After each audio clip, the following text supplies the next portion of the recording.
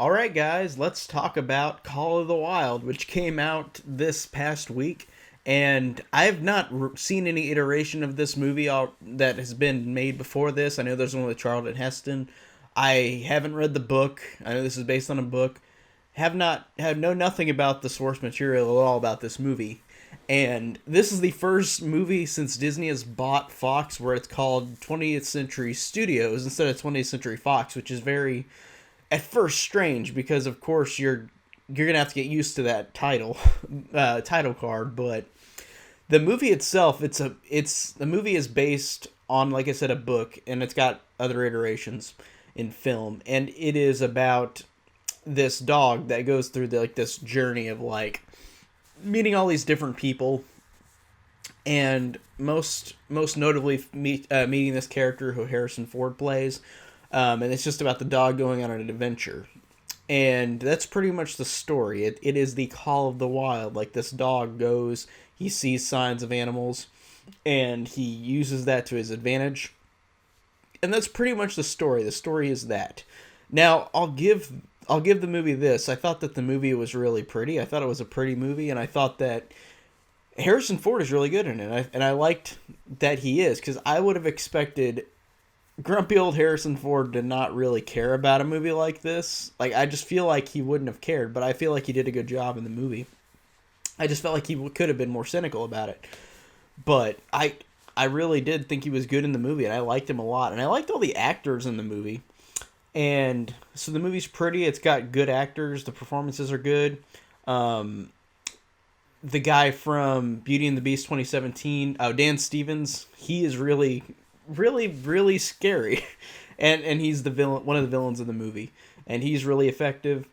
And yeah, Karen Gillan for a little bit, which is funny too. But the movie for me, like, those are my positives. Like, the acting's good. It's a cool visual movie. Like, it's pretty. It's a very pretty movie.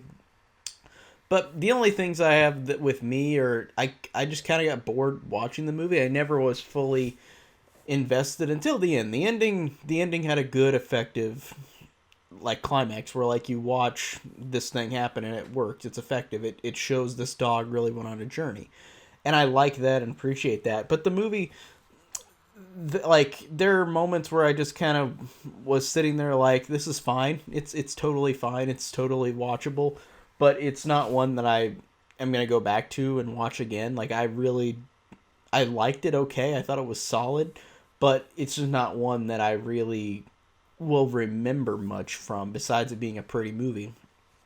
And let's talk about the elephant in the room, which is the dog being a fully CGI integrated dog.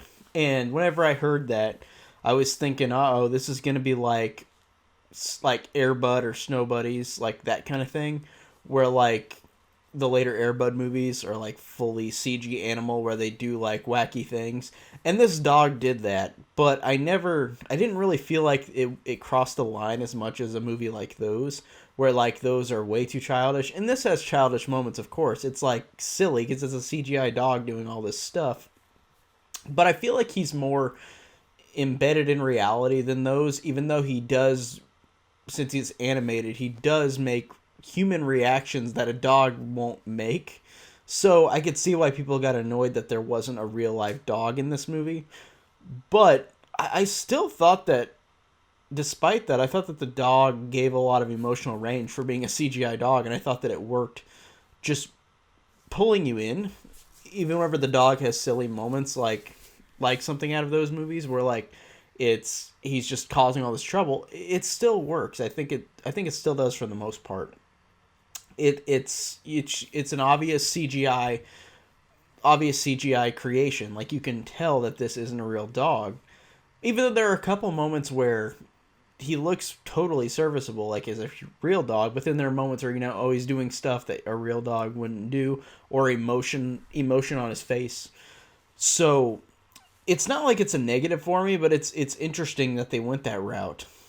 But I mean, I guess I can give them positive for this, that they didn't go out and put animals in harm's way, and they use a CGI animal instead. So I mean, I like that. But I wondered if they could, like, integrate, like, back and forth, where, like, it's a real life animal and sometimes it isn't.